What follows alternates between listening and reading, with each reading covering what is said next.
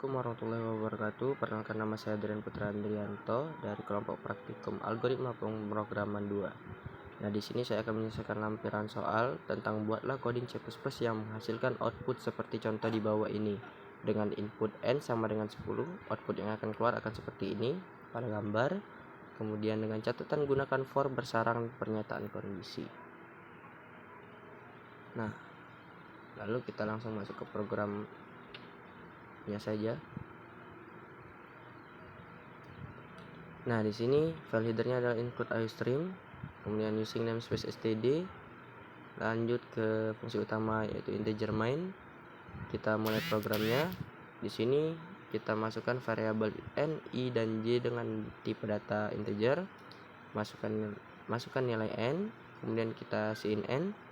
Kita masuk ke pernyataan perulangan dengan inisialisasi i sama dengan n dibagi 2 dengan kondisi i kurang dari sama dengan n dan perubahannya i sama dengan ditambah 2. Nah, lanjut kita masuk ke pernyataan perulangan bersarang, yaitu pada pernyataan perulangan bersarang yang pertama itu ada inisialisasi j sama dengan 1 dengan kondisi j kurang dari n kurang i, kemudian dengan perubahan j sama dengan plus 2. Lalu kita cout sama dengan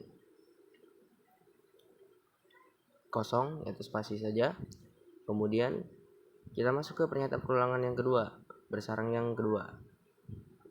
Dengan inisialisasi j sama dengan 1, j kurang dari sama dengan kondisi j kurang dari sama dengan i, dan perubahannya adalah j++.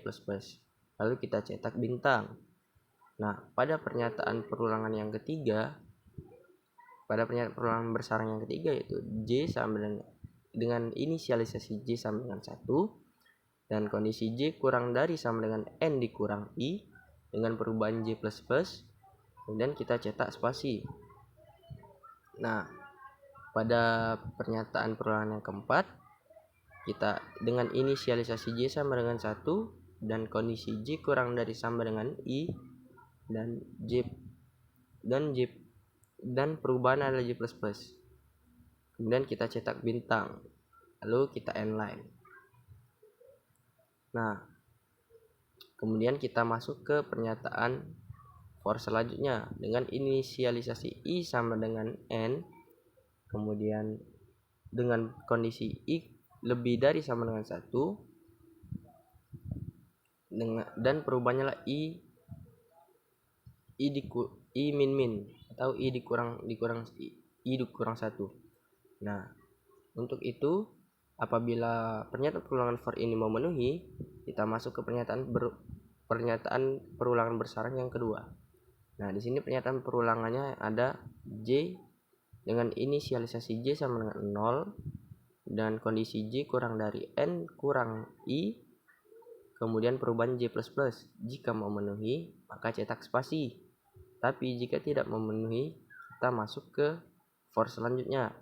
Inisialisasi j sama dengan 1, kemudian dengan kondisi j kurang dari sama dengan 2 dikali i dikurang 1, kemudian perubahan adalah j++.